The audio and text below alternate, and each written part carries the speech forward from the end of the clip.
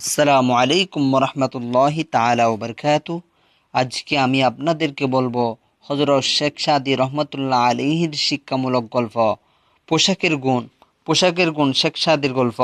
শেখ সাদী রহমতুল্লাহ আলাইহি সাধারণত খুবই সাদাসিধে জীবন যাপন করতেন। একবার এক দাওয়াতে তিনি ছেঁড়া ও নোংরা কাপড় চোপড় পরে চলে গেলেন। তাই মেজবান তাকে চিনতে না পেরে ফকির ভেবে অপেক্ষাকৃত কম ও অনুন্নত খাবার দিলেন। শেখ সাদী বিষয়টি বুঝতে পারলেন। তিনি ওই কম ও অনুন্নত খাবার খেয়ে ফিরে এলেন এবং কিছুক্ষণ পর আবার ভালো ও শাহী কাপড় চোপড় পরে ওই বাড়িতে গেলেন। এবার তার সামনে সকল অনুন্নত খাবার দাবার ও যথাযথ সম্মান দেখানো হলো।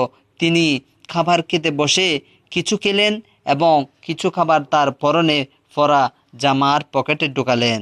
এই অবস্থা দেখে মেজবান প্রশ্ন করলেন, জনাব, এটা কি করেছেন?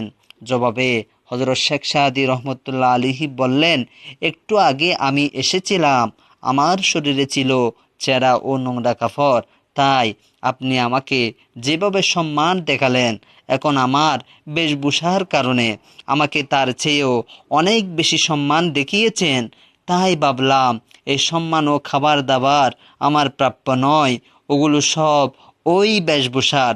সেই মহান ব্যক্তিকে একদিন একজন প্রশ্ন করলেন, জনাব, আপনি এত আদব কিভাবে শিখলেন? তিনি জবাব দিলেন, দুনিয়ার সকল বেয়াদবদের দেখে দেখে আমি আদব শিখেছি। কিভাবে? আবার প্রশ্ন।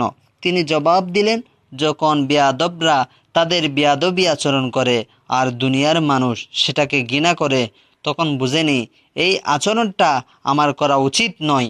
এভাবেই আমি বেয়াদবদের কাছ থেকে আদব শিখেছি। আসসালামু আলাইকুম রহমতুল্লাহ তাআলা ওয়া বারাকাতুহু।